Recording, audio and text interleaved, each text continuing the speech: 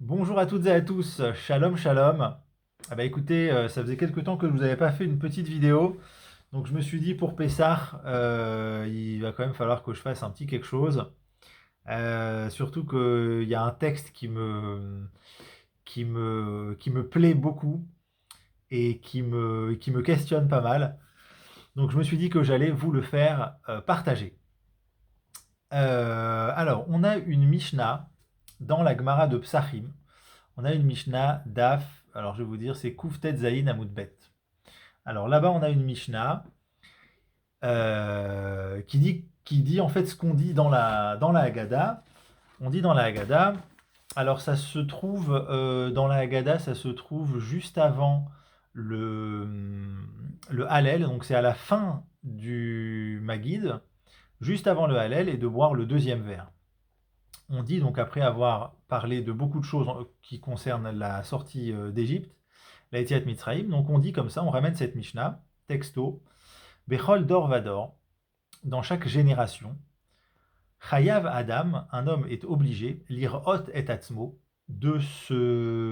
lirot et atzmo, de se voir, c'est justement sur ce mot qu'on va travailler, Keilu hu yatsa mimitzrayim, comme si c'était lui-même qui était sorti d'Égypte.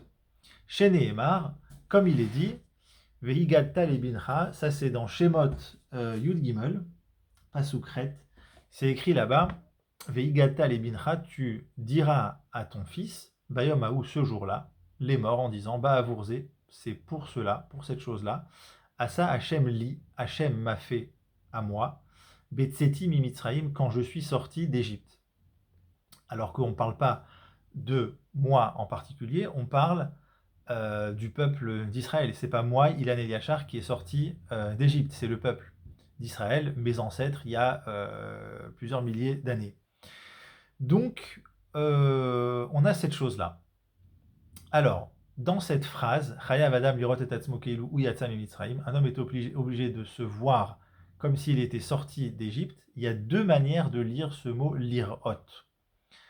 Il y a lirot, se percevoir, donc se percevoir soi-même, donc c'est quelque chose d'unipersonnel. Ou alors, il y a une deuxième manière de le lire, c'est en fait le Rambam.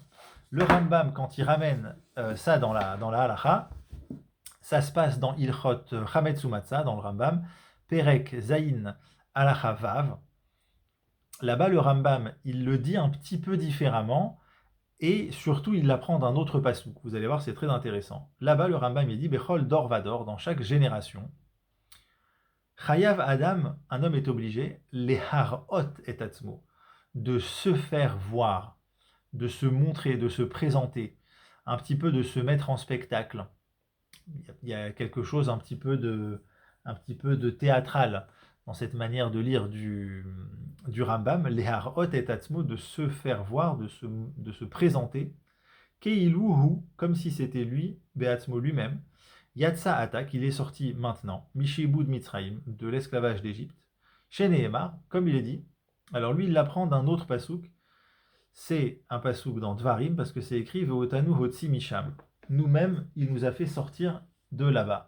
Alors ça, c'est un pasouk dans Dvarim, c'est dans la paracha de Vaetranan.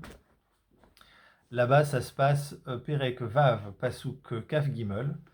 En fait, on raconte Ve'amarta lebincha avadim ainu les paro b'mitzrayim. Donc tu vas dire à ton fils, c'est un deuxième endroit dans la Torah où on va dire à nos enfants qu'on était esclaves en Égypte.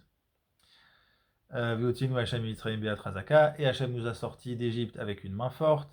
Pasuk kaf bet vaiten Hashem otot umoftim gdolim. Hashem il a donné plein il a fait toutes sortes de miracles en Égypte.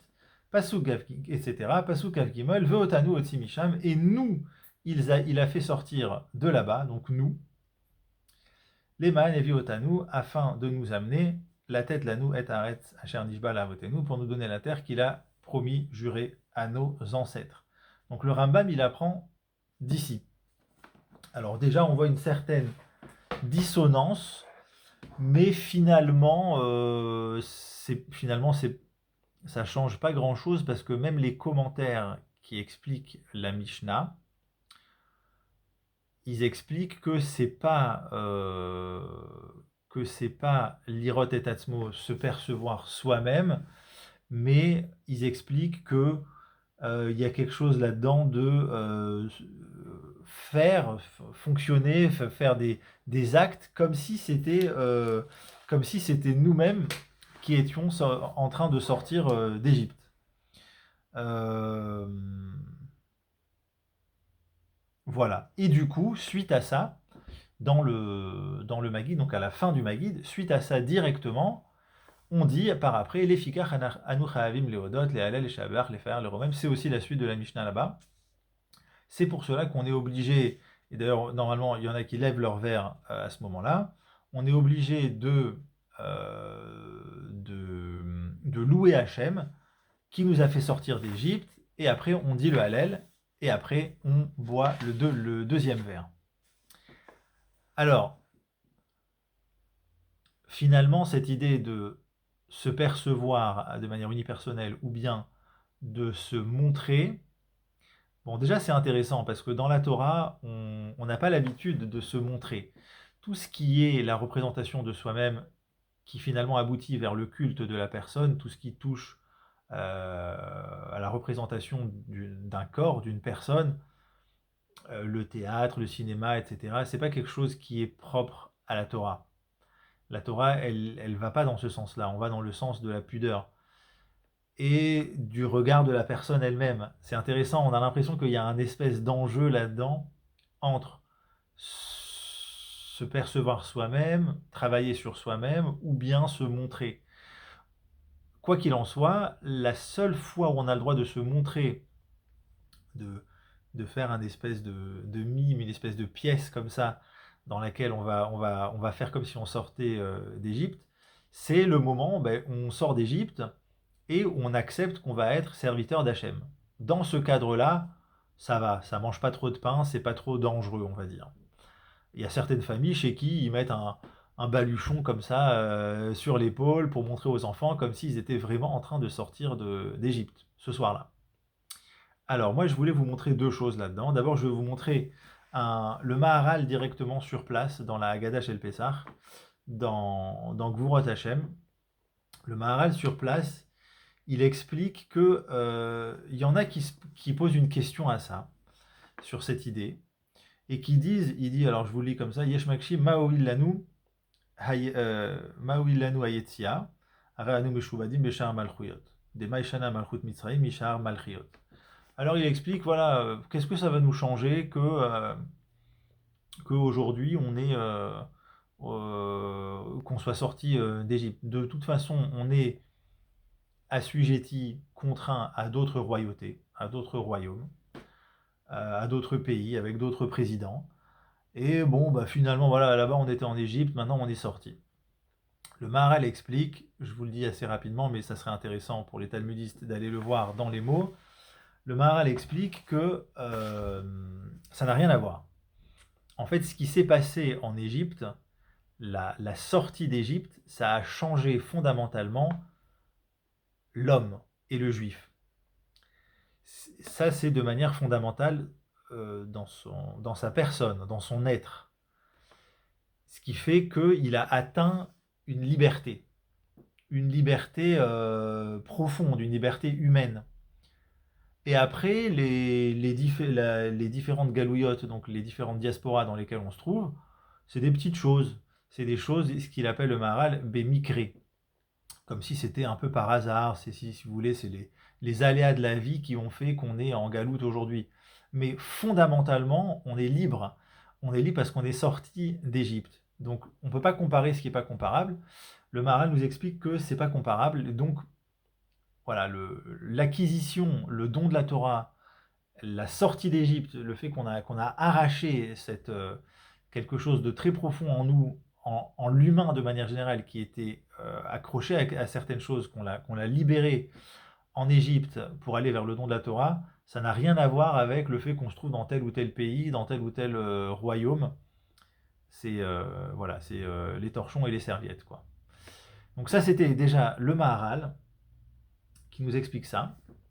Deuxième point que j'ai trouvé intéressant dans le Rambam donc, que j'ai cité tout à l'heure, donc dans Ilchot Hametz Umatzah Perek Zayin Halacha Vav, là-bas, on a un Rabbeinu Manoach qui nous explique en fait que par rapport à tout ce qui est par rapport à tout ce qui est par rapport à ce texte-là de Bechol d'Orvador, il nous dit comme ça.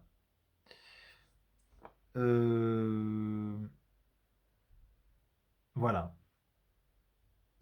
Ou Bezrira Azot, donc qu'au moment où on va rappeler cette chose-là, qu'on était esclave et on est devenu libre, alors il nous dit, il faut fonctionner comme ça.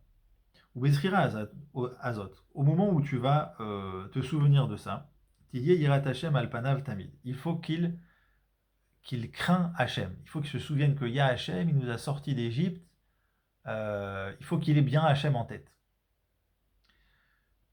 Biroto Ashgarat Hashem, Shaita Israël, dans le fait de voir la Ashgaha, donc la providence d'Hachem qui était chez les Bnei Israël, Velo Yasur Libo Mimenu Idbach Leolam, et qui reste solide dans son cœur vers Hachem tout le temps. Veim Yetzerlo Zmano Meod, et si on peut imaginer une scène où il n'a pas le temps, le bébé il fait ses dents, il y a X et Y problèmes qui font que il est très perturbé au niveau du temps. À ce moment-là, Yiftar Bachem Mikve Israël, Moshio Betzara. Qu'il croit en Hachem, qui est l'espoir des Bnei Israël, qui nous sauve au moment où on est oppressé. Et il dit, Ukmot Sarat Galut Mitzrayim. Et de la même manière qu'il y avait l'oppression de la diaspora en Égypte, Haïta Siba, les Ativ Lahem Be'acharitam, que par après on a bien vu que c'était finalement la cause pour laquelle après Hachem il les a sauvés, il nous a sauvés. Ken Kol Tsarot Agalut, de la même manière, toutes les oppressions des diasporas dans lesquelles on se trouve, Hem Siba les Israël et Oshiam Shuvat Olamim.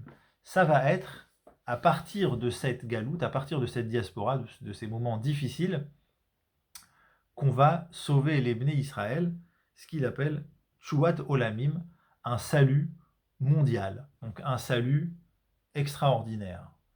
Voilà.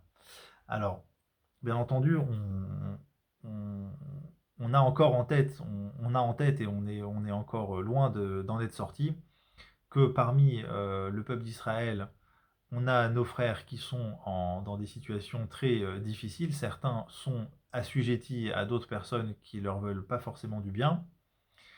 Et le peuple d'Israël se trouve dans un moment qui n'est pas évident. Mais vous savez quoi? C'est pas grave.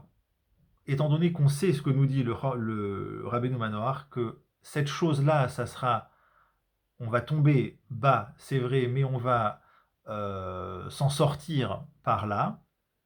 De par cette chose, on va s'en sortir renforcé, vainqueur, plus croyant en Hachem. Hachem va nous sauver. Eh bien, on a le droit de lever notre verre. On aura le droit de lever notre verre. Il faut lever son verre. Saluer Hachem, remercier Hachem qui va nous sauver de tous nos oppresseurs. Bezrat Hachem, Bimera Beyamenu, Amen. Pessar Kacher Vesameach à tous et que des bonnes choses.